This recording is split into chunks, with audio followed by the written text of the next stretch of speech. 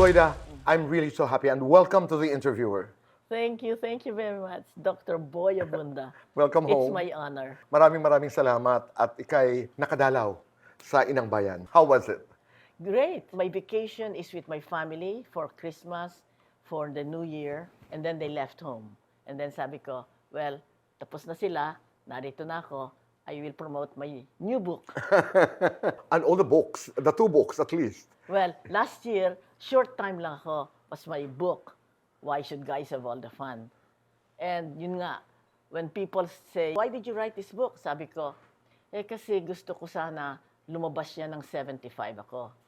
76, 77, 78. Naku, malapit na ako mag-80. It has to come out. Ngayon, everybody says, what? You're 80? Sabi ko, that's my next book. Look younger when you're older. No Botox, no surgery. Ayan. Fantastic.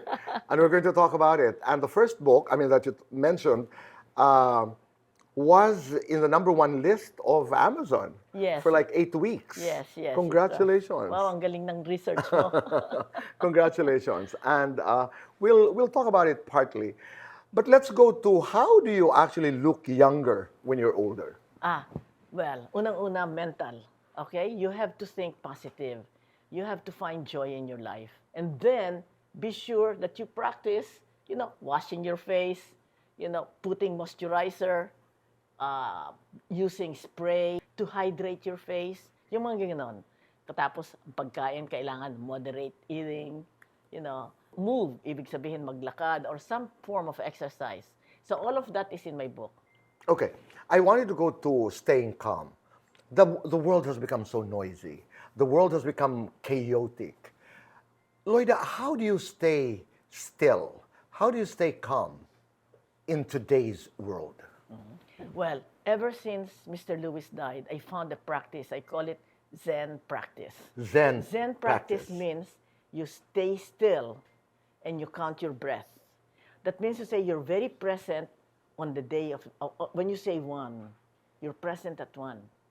Inhale, 2, you're present at 2. When you say present, you're just there in the 1. So when you say 1, you don't go anywhere, but just in the moment as you're saying 1, 2. Okay. Yes. So by doing that, you are still, and nasa Bible to, be still and know that I am God. Because when you're quiet, when you're very present on that 1 and on that 2, God can touch you and you can touch God in a manner of speaking.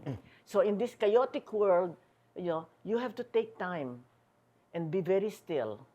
And I don't know if this is providential, pero nung kapanahonan po ng pandemic, I latched onto that prayer because everybody was so afraid. I was so afraid. My family was so afraid. We didn't know what was going to happen. Hindi natin alam kung anong bukas. There was this virus that was literally killing millions of people around the world. I went to that line every day. Be still, know that I am God. Exactly. Powerful prayer. Exactly. Okay. Yes. So from that stillness thing, you started to talk about taking good care of the physical. Pag pinag-uusapan, no surgery, no Botox, and I would assume you're not against all these procedures. No. You're not. It's everybody's choice. If you want to do it, you do it. Right. But I'm telling the people, you don't have to do it because you can be, this is what 80 should look like. Right. You can be like me. That's why I wrote the book. Right. Hindi natin dito napapag-usapan, but the many years that we've been together, Loida, I would have asked you, how are you doing it? So it's just to moisturize. Yes. And then, what else? Okay? Hydrate. Hydrate means spray your face with water. Okay. If you look at a baby, walang wrinkles. Why? 9 months it is in the womb of the mother in water. So tayo din, during our life, spray your face with water. 15 pesos lang yata yung plastic. Lagyan mo ng tubig na iniinom mo. And then, spray. All the time. 5 times a day kung pwede. Staying positive. Sabi ko nga, beautiful on the inside, beautiful on the outside. Kailangan magkasama yon. Positive. Bakit mo iisipin lahat yung nangyari sa yung malungkot, masakit, you were betrayed, you were disappointed, you failed? Yes, syempre, magmumukmuk ka, you will be, it's natural. You will cry. That's okay. It's It's natural, okay of to course. cry. It's okay to Everything to make natural. mukmuk. Oo. Everything natural comes from God. So, okay yon. But, to remain in the past, merong nangyari sa iyo, para bang broken record, itong ginawa niya sa akin, sana sinabi ko ito, bakit ganyan. That's the past. Okay, 1 maybe or 2 days. But pagkatapos ang tapos na. Because if you live in the past, lalabas yun sa mukha mo. You know, it will show in your Right. face that you have not left something that hurt you in the past. So, leave it away. Be in the present. Because every day is a miracle. Right. That you're alive, that you can think, that you can walk. Oh, hindi ba masaya yun? Positivity comes with the concept of gratitude. Salamat, Panginoong Diyos, ako'y buhay ngayong araw na ito. But does it help to do self-conversation, self-talks, to talk to yourself? Well, it's really not talking to yourself. I'm talking to God. Good morning, Lord. Okay. Salamat po. Thank you. Kung may masakit, may nangyari, because that's why I do a journal. I wrote it also in my book. Why? Because wala na akong kausap. My husband has died. So, yung journal ko is talking to God. Something that made me happy, sulat. Something that made me sad, sulat. Something that I did wrong, sulat. So, it's a way of expressing yourself. And really, when I write to myself, para bang sulat ko din sa Diyos. All right? So, Right. para bang examination of conscience. Because I am positive, okay, laging masaya yung sulat ko. But every now and then, something I disappointed myself, sulat ko rin. Because it is good to remember and to learn. There are no mistakes, only lessons. So lahat ng ito po ay nasa librong Look Younger While Growing Older. Saan namin makukuha yan? Salamat I'm po. sure a lot of people eavesdropping on this conversation now are asking, where do we get a copy of that book? Yes, National Bookstore. They have 250 stores all over the Philippines, and it's available. In fact, I guess it's selling very well because right here in Rockwell, my friend wanted to buy 4, and it's all sold out. Wow. So he had to go to Shangri-La to another store. Fantastic. Loida, let me just go to other topics very, very quickly. After all these years, you're one of the most respected, you're one of the wisest that I've ever met in my life. Let's talk about men. Who are they? Men, Yes. they're the other sex. But half of the heaven is held by women. Okay? So we should be not against each other, but complementary to each other. How important are men to the happiness of women? Well, a woman can be happy even without a man because I think happiness is within. You are happy when you are all right with the world, not just because there is no man or there is a man and you're happy. Then that's not true happiness because it depends on somebody else. Kailangan happiness is within you. You're right. Okay? Joy is within you. And G.K. Chesterton said, joy is the gigantic secret of a Christian. And so I'm happy. I was born in the Philippines. I'm a Christian. I'm a Catholic because that is the source of my happiness. Let me talk about your great husband. Yes. What was it about him that made you fall in love with? That's a good question. You know, as you can see, I'm type A. I'm driven, I'm ambitious, madaldal, etc. I'm able to do things. When I want to do things, I do Independent. things. Yes, independent. And then when I met him, mas magaling sa akin. You know, I'm driven, he's more driven. I'm type A, he's triple A. Oh. I'm ambitious, he's more ambitious. He wanted to be the richest black man in America because he's African American. And you know, in America, if you're black, you're discriminated against, you're subject to ridicule or insult or bullying, But he was able to overcome all of that. He was able to enter Harvard Law School without even applying. Why? Because in 1965, the civil rights movement was in full force. And Harvard Law School said, we're not going to rally. We will do what we do best, teach law. So in 1965, the Rockefeller Foundation sent a letter to all the 40 historically black colleges and universities. Send us your best student, and one of them was Reginald Lewis. Wow. And during that 8 weeks, he was so good that at the end of the 8 weeks, the Professor Sanders said, Reg, if you want to be in the class of 68, you have a seat. The person who was accepted at Harvard Law School without even applying. When he was 12 years old, he was already selling newspapers to earn extra money. Ibig sabihin, he reminds me so much of my father.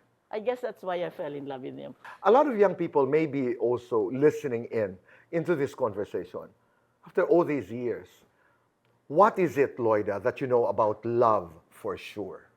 Well, sa akin, love makes the world go round. But I will quote St. John of the Cross. At the end of our life, we will judge by how we love. Right. Not how big is your mansion or how rich is your bank account. We will be judged by how we love. So for the young people, yes, be ambitious and go that. But in the end, don't forget your family. Family is first. But Loida, how is it? How was that life? Being able to, rub elbows with, I remember your neighbor in Manhattan. George the Soros. Greek. George Soros. He is a billionaire. Yes. How is it? What kind of a life is that? No, my theory is that we are all God's children. Whether you're dealing with a janitor, a driver, or Barack Obama, George Bush, you treat everybody the same. You treat them as you want to be treated. Isn't that what we should treat one Yes. another? There would be no war, okay? Because if we are at peace with ourselves and at peace with others, there is no reason to say akin yan, which is what's happening now. Russia, Ukraine, China with Taiwan. There's no need. Loida, in the why White didn't you House. get into public service and politics? Because when I was in college, I almost became a nun. Yes. Oh. Because I was raised, my high school was in St. Agnes in Legazpi, German nuns. St. Teresa's in San Marcelino, Belgian nuns. And for me, these nuns came from Germany, from Belgium, to teach in the Philippines, is a third world country. Why? Because their sense of service. So sa isip ko, how noble. Hindi ba maganda yon? To give your life to serve others. Okay? But what happened? I was supposed to enter Notre Dame de Vie. And I had to tell my mother, I was second year law school. And Mama had something very wise to say, Loida, you have 2 more years to go. Finish your law. Take the bar. Because then your knowledge is in your head. Your merchandise is in your head. You're in the convent because Notre Dame allows you to practice. You can use law. You get out of the convent, you can still be a lawyer. Right. Nothing will be taken out from knowledge. Right. Sabi ko, tama si Mama. So, but when I continued, I entered into UP politics, etc., nawala na yung conviction. So now you're saying, why service? Because at the very end, I think a life is worth living when it serves others. Right. Para lamang sa kaalaman ng marami, sa Universidad ng Pilipinas, sino ang mga naging kasabayan mo?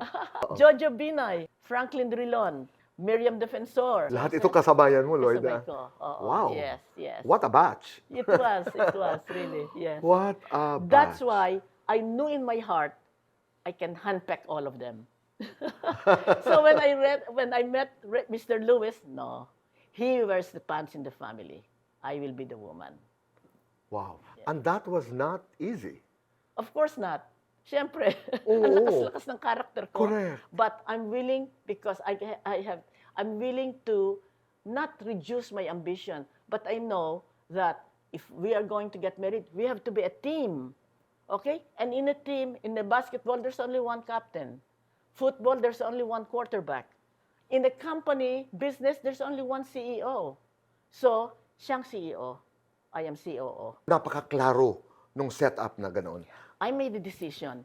He is the rocket ship, okay? Or he is the Picasso. I'm just the canvas. Okay. Okay, so that he can do the masterpiece. Moving from the US also to Europe, to France, how was that experience? Oh, that was great. This was a great We were experience. living the life of the rich and famous. Wow. Because at that time, he had this billion-dollar company, Beatrice. We had from TLC, yes. We had from Prix in Paris, 250 stores. We had potato chips in Ireland. We had ice cream in Italy, in Spain, in Germany, in France, in Norway. We had factories in China, in London, in Hong Kong. Okay, so but he sold that. So we were staying in Paris because the business was in Europe. What was the most important lesson? I mean, in the context of business, running companies, because eventually you ran the company of your husband.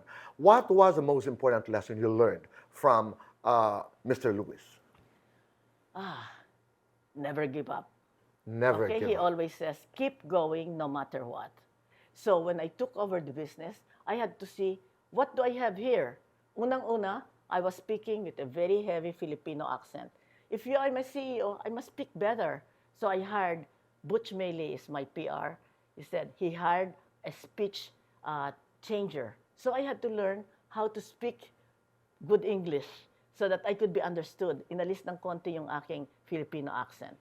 Also, how do I speak to a crowd? So we hired an expert on how to speak to a crowd. Okay, you look here, you look there, and your prepared speech, read it several times kaya hindi ka nagbabasa. You talk. Okay? And you have to remind yourself, before you go, I'm glad I'm here. I'm glad you're here. I care about you. I know that I know. Yun mga pinag-aral ko yun. So that when I speak to a crowd, they get my attention. Right. That's one. And then secondly, my husband's goal was to create wealth, not to create an empire. So it was not like, I'll buy more, I'll get more. No, it was to create wealth. And so when he died, the company was going down. That's why I said, I better take over. How tough was that? The staff, of course. How do you straighten out a company that was losing money? But, ako simple lang naman.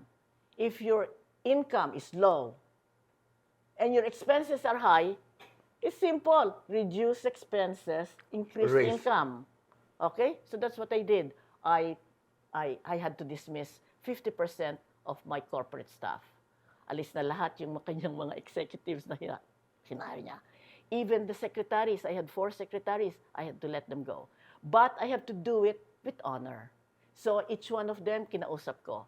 A termination pay, okay sa kanya, okay sa akin. So each one was able to go away from the company, head held high. So I had to let it go. Sell the company plane, give up the limousines, reduce to 10,000 square feet. So in our first year, we already had profit, 1 million. Second year, 5 million. Third year, 15 million. Fourth year, I started to liquidate the company. Okay, so I sold it piece by piece by piece, and I paid up the debt, 350 million, 0 debt, and I got back by selling piece by piece, 1 billion back. Wow. That's how I did it. You know what's amazing about it? Ay yung prinsipyo, the soul of this whole thing is that pag mataas ang expenses at ang kita ay nandito lamang, ibababa mo ito, Expenses. itataas mo ito. Common sense. Correct. Common sense. So I'm telling people, you're receiving a salary of 1,000 pesos. Ang gastos mo, 1,200 pesos, you'll never make it. Right. You'll never make it. So if you're earning 1,000 pesos, 900 pesos lang is your expenses. 10 pesos, tago mo. Okay? Invest it. Because the bank are raising 1%, 2%, baliwala yun. Put it in the stock market. Right. And find good companies. At iwan mo na, wag mo nang isipin yun. Actually, the other 10% should be to give away. In the Jewish community, it's tithing. Right. 10%. But sa akin, 10% pamigay. Meaning to say, merong humihingi ng tuition, merong ikakasal, May nagkasakit. nagkasakit. Okay? And of course, to the church. Right. So actually, 20% hindi sa'yo. Okay? So Oo. that's what I tell. That's really amazing. That's really, really amazing. At one point, you were on the cover of a U.S. magazine and you were called the most powerful woman of America. Oh, that was a long time ago. It was a long time ago, but it did happen. Yes, yes, You know, yes. so, um, and then when people started to talk about Lloyda Lewis, you would always be referred to as the Filipino-American billionaire. Don't believe everything you read in the papers. Yes, yes, yes. Okay, New York is a fascinating place. And how did you survive New York? Society, friends, you know, all these trappings about New York. Oh, I love New York. I love New York. Yes, exactly. Yes, yes, yes. It's like You the have center friends of the there. world. I mean, Yes, yes. I do have tribe. I have tribes. I think part of being happy, and it's in my book, is you have a tribe, friends that you have the same core values. Okay? And so you enjoy they enjoy what I enjoy. So that's why we're friends. So I have friends political. I have friends from high school. the tribes. Yes, the tribe. I have friends who come with me for opera, for Broadway, for a movie. Right. Okay, ganon. So that's how you enjoy any city. You need friends, family of course. So I try to have evening dinner with my grandchildren. And you're a passionate supporter of the people you believe in. Sino-sino ng mga presidente na napunta sa bahay mo, Lloyda? I mean, because I know President No, Obama. President Obama had a fundraising in my house. Right. In the same house that you would invite us Yes, to? yes, Wow. yes. Okay. And you know what they did? Because we invited 60 people to come and give 10,000 each. So, saan mo ilalagay yan for dinner? Inalis lahat. Whatever I had in my living room and in my dining room and in my, the other receiving room, inalis lahat. And then they put their table, 2 rows, 30, 60. Okay. So we raised more than $500,000 Wow. because President Obama was coming. And you know what President Obama is really? He is so charismatic, so good, because all of us, people were ready to give $10,000 just for Right. him, just to meet him. Right. So he's the only one. Biden came, but not in my house, but in another floor. But President Obama came. But Lloyda, it's really so generous of you to share with us your story. You are a mother, you're a wife, you're a philanthropist, you are a student for life, you're a child of God, you're a Filipino American. But who is Lloyda Lewis first? Lloyda Lewis is one who loved. Yes, because I would not be in America if I did not fall in love. Yes. I would not be able to reach the height if I did not love what I do. When I decided I'll take over Mr. Lewis' business, I wanted it to succeed, to follow what he said, not to build an empire, but to create wealth. So my goal is, yes, we have the Reginald F. Lewis Foundation, so we gave to Harvard Law School because that was he gave that, okay? $3 million, the largest of an individual in 1990. And now they made a building after him. The first African American in an Ivy League school that has a building named after him.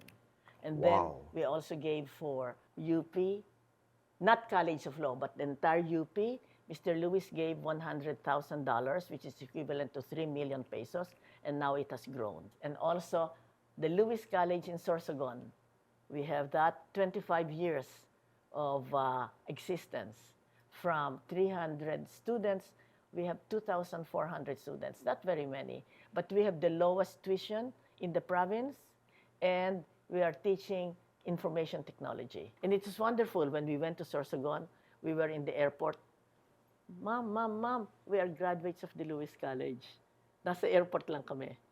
When I went to the hotel, they were doing, Mom, we are from the Lewis College. So it's wonderful Yeah. that they are able to get out of poverty. That's priceless. Yes. Oo. Education is the key out of poverty.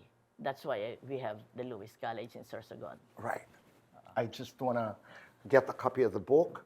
So when you're older, look younger. Get a copy of this one.